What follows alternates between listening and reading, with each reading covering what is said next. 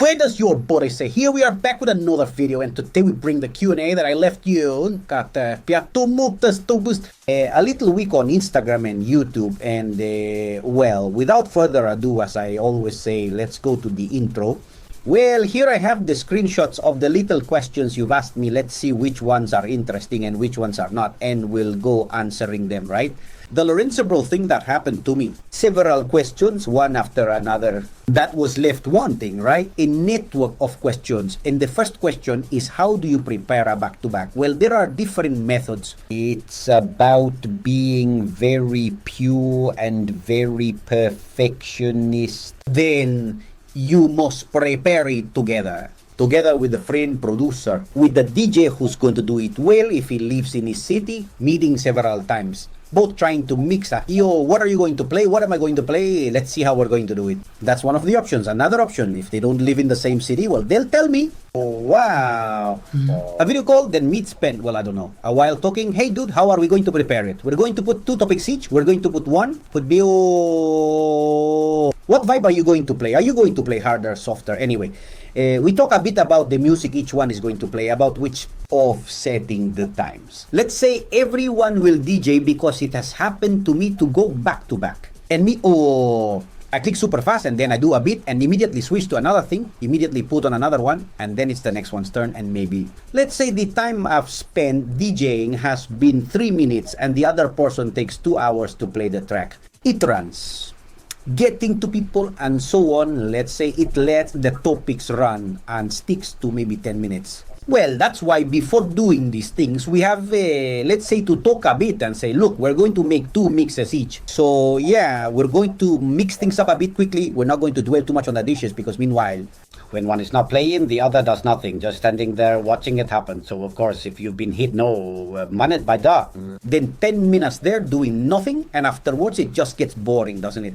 So yeah, it depends on what you talk about with the person who's going to do the back-to-back. So let's get down to it. We're going to make 2 mixes each. For instance, the B2B I've done was just that. 2 mixes each, 3 mixes, and here I go maybe putting on a thicker vibe, more salsa. And you might go for, is going to play some harder techno, right? So, well, the apples that come in, for the ones that go out, I make it softer, more danceable, rather than making it harder. And so, let's say the session is fluctuating the whole time. That would be another method, and yet another method would be not to talk at all. Just to arrange a back-to-back with someone who's DJing, you like how they DJ and you think, okay, I could do this with this guy because I like his music. I like the style he brings to DJing. I like his DJing style.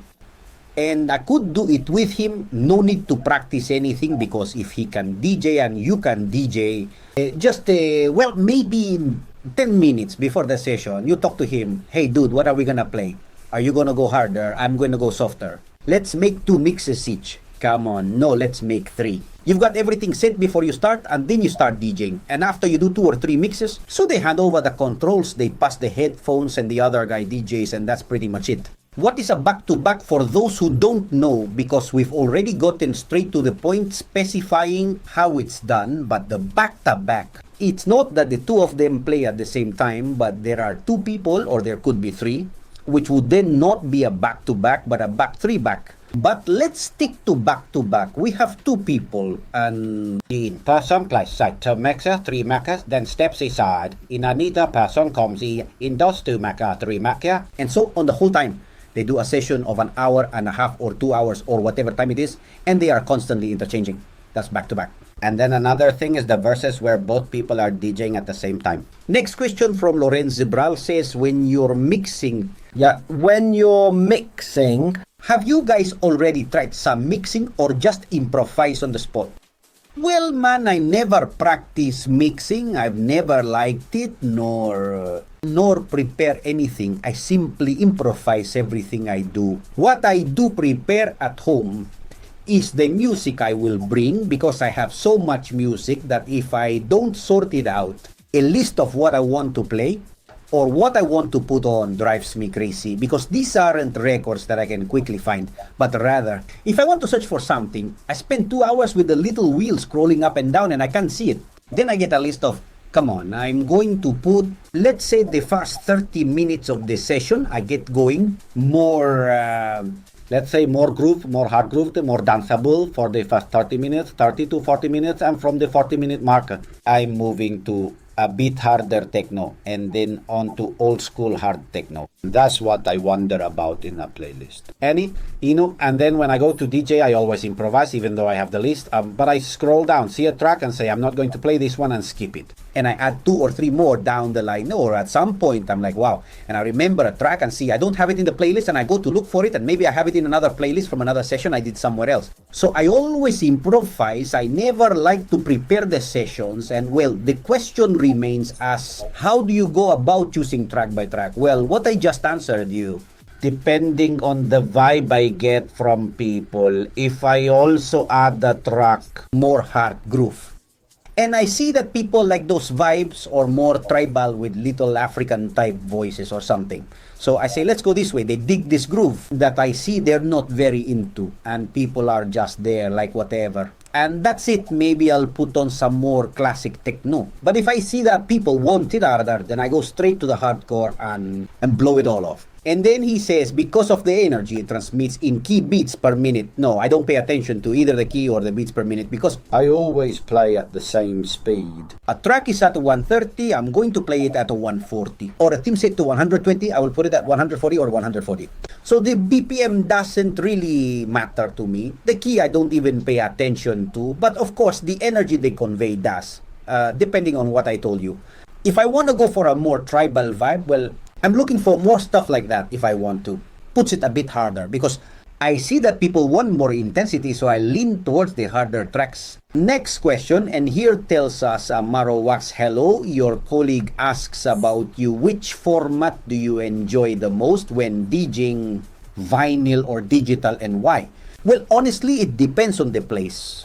Because, for example, at my house where I hear everything very well, I have no stimulus at all. I have lights. It's not all dark anyway. The atmosphere for, let's say, to listen to it and to focus better than my house. And since I have everything under control, my records won't skip. I hear it well. For my home, I might choose the vinyl format.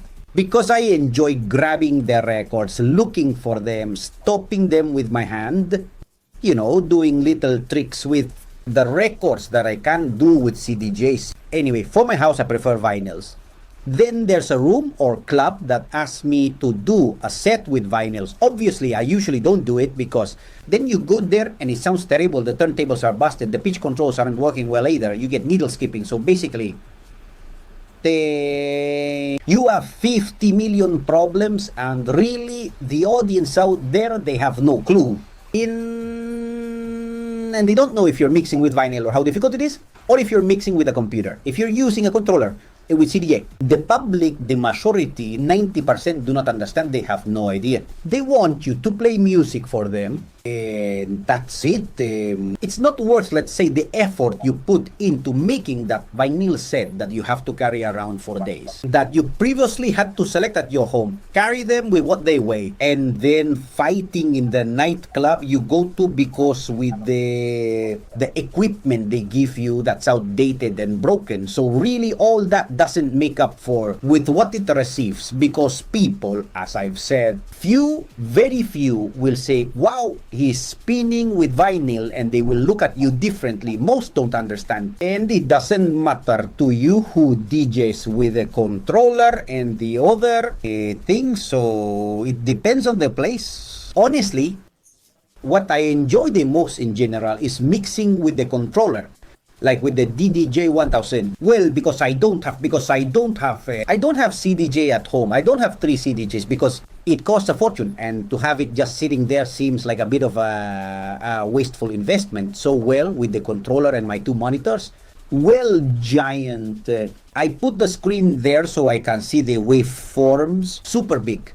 I see the 4 tracks moving. I can jump to where the stops are. I can take it back to the beginning. In essence, I see it also well. I mix super well and super relaxed. And in fact, my mixes turn out much better than when you might be in a room and you're with the CDJs and you can't really see the lines. In the end, There are little things that add up, right? The one I enjoy the most is DJing at home. Then when going to a club, it gets very complicated in each one. Since it has a team, it has some monitors, you can't hear it well, you have to turn up the volume, they sound saturated. In clubs, in nightclubs, there are so many variables. So that everyone can join and have, let's say, a very, very good. It's complicated most of the time. Well, the gear isn't as good as it should be. And you have to fight the sessions. And then you say, what's your favorite label? Well, my favorite label, I would say Mopap, because if I were a guy from abroad who likes hard groove, a label that has been releasing since it started until today, that thing, it's called Mopap. But nowadays, there's really no label that I would say this label is the one with all the references it releases. They are incredible, aren't they? It is earned. Perhaps the Mutual Rim label that has been around for maybe, I don't know if for a year and a half or 2 years, I don't know exactly. Well, it's a label I like and often buy many tracks from.